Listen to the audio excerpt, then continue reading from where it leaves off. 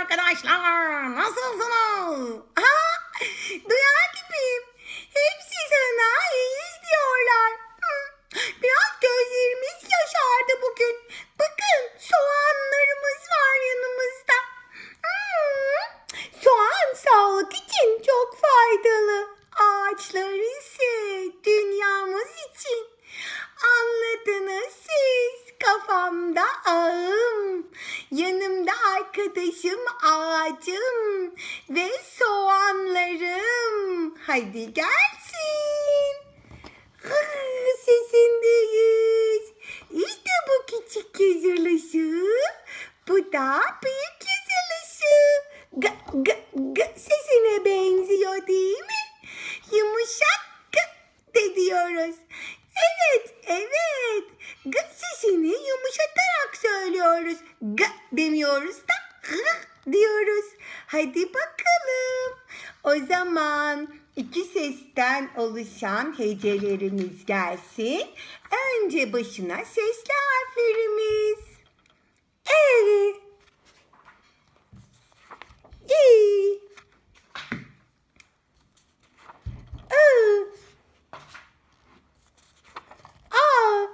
kafamda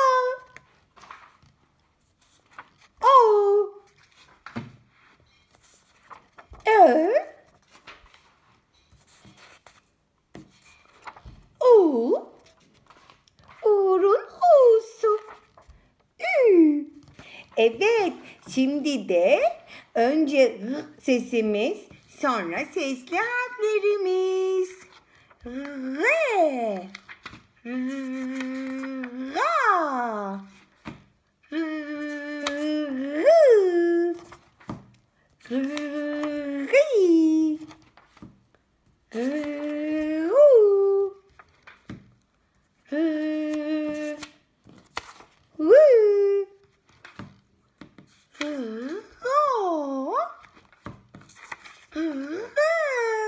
Evet. Şimdi de 3 sesten oluşan hecelerimizi okuyalım mı sevgili ağaç? Çok güzel olur sevgili Şirine. Değil mi? Sevgili ağaç. Ağaç olarak yaşamak zor mu bu dünyada? Sorma Şirine, sorma. Bazı arkadaşlar bize zarar veriyorlar. Nasıl yani? Hiç size zarar verilir mi güzel ağaç? Siz bu dünyayı oksijenle dolduruyorsunuz. Bu dünyanın ciğerlerisiniz. Hatta bir elektrik süpürgesi gibi kirli havayı diye çekip yerine diye temiz hava bırakıyorsunuz. Hiç size zarar verilebilir mi? Çok şaşırdım. Hiç sorma Şirine. Herkes yapmıyor tabii. Ama bazı insanlar ne yazık ki bize zarar veriyorlar. Üstümüzü kazıyorlar, dallarımızı kırıyorlar. Hatta bizi yaşken, yani daha gençken kesiyorlar. Bu da bize çok büyük zarar veriyor. Dünyadaki ağaç sayısı azalıyor. Ve ne yazık ki dünyanın ciğerleri eksiliyor. Yarın bir gün erozyon olduğunda toprağı tutacak hiçbir şey kalmaz. Yarın bir gün sel felaketinde suları biz tuttuğumuz için suları tutacak hiçbir şey kalmaz. Güzelim, ay konuşamadım, o kadar üzüldüm ki. O kadar üzüldüm ki Şirine. O güzelim hayvancıkların evleri kalmaz. Doğa fakirleşir. Bizsiz oksijen olmaz. Lütfen bize zarar vermeyin sevgili arkadaşlar. Dallarımıza çıkıp oynayabilirsiniz ama kırmayın. Ben de çok üzüldüm. Şimdi bak sevgili ağaç, üzülme lütfen, üzülme. Tamam, benim arkadaşlarım zaten öyle şeyler yapmaz. Sen merak etme. Değil mi sevgili arkadaşlar? Biz ağaçların dallarına çıkar oyun oynarız ama onları kırmayız. Onlarla birlikte olan, onun üstünde yaşayan hayvancıkları, ayrıca ağacın kendisinin bir canlı olduğunu biliriz. Bu dünyada yaratılmış her şeyi severiz. Ama ağaçlar bizim kıymetlilerimiz. Tamam Şirine, tamam. Ben de düzeldim zaten, merak etmeyin. Sevgili arkadaşlar bakın kafamda ne var? Aha, çok komiksin sevgili ağaç. Bence de çok komiyim sevgili Şirine. Hadi sen okumaya devam et. Tamam. Hadi okuyalım. V M Ru Sa sol sağ. Sağın iki anlamı var biliyorsunuz değil mi arkadaşlar? Bir sağ ve sol derken yönlerden biridir sağ. Bir de inekten süt sağmak derken sağ. Ya iki anlamı var. Yani eş sesli. Bu. Zu. Ya. Yağın da iki anlamı var. Bir gökten yağması bir şeylerin ya da havadan yağması. Bir de tükettiğimiz bir besindir yağ. Gö. Yığ. Üst üste koymak, yığmak. Tığ. Annelerimizin hani böyle el işleri yaptıkları şiş gibi küçücük şeylerdir tığlar. Demirdendir. Annelerimiz onunla bize güzel şeyler örürler. Tığ. Dağ. Bir de bağ var.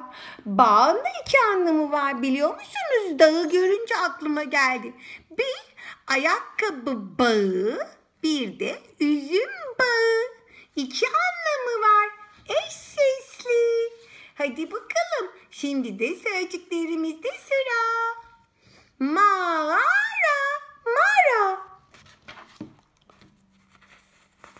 Soğan. Kağıt. Kağıtlar da ağaçtan yapılıyor değil mi sevgili ağaç kardeşim? Evet sevgili Şirine. Kağıtlar da bizden yapılır. Kesinlikle lütfen kullandığınız kağıtları çok fazla harcamayın sevgili arkadaşlar. Ne kadar çok kağıt harcarsanız bizi o kadar çok keserler yeni kağıt yapmak için. Ama siz dikkatli harcar, defterlerinizi yırtmazsanız bizi de kesmezler boş yere. Bunu öğrendiğimiz çok iyi oldu. Teşekkürler ağaç kardeşim. Üzülme. Ağlama. Oğlum. Ay benim de var. Öğretmen. Merhaba sevgili öğretmenim. Merhaba. Benim de öğretmenim var. Öğrenci. Merhaba bütün öğrencilere merhaba. Soğuk. Bu ara havalar çok soğuk. Ben çok üşüyorum. Sağlık. İşte bu yüzden sağlığımıza dikkat etmeli. Sıkı giyinmeli. İyi beslenmeliyiz. Yağış. Bu ara hep kar yağışı var. Ve ağaç. Ay canım ağaç kardeşim. Şimdi de sırada sevgili sınıf arkadaşlarımın adları var. Hadi gelsin. Yağmurcuğum, canım arkadaşım seni çok seviyorum. Yiğitciğim canım seni de çok seviyorum. Yağızcığım canım hepinizi çok seviyorum.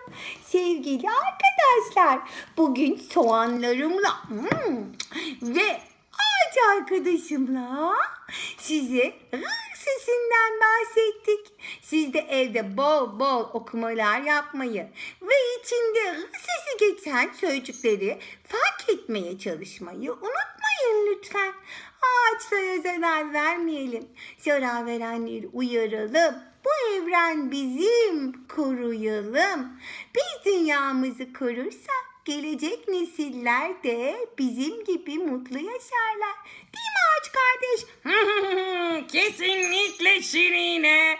Hadi bakalım sevgili çocuklar. Görüşmek üzere.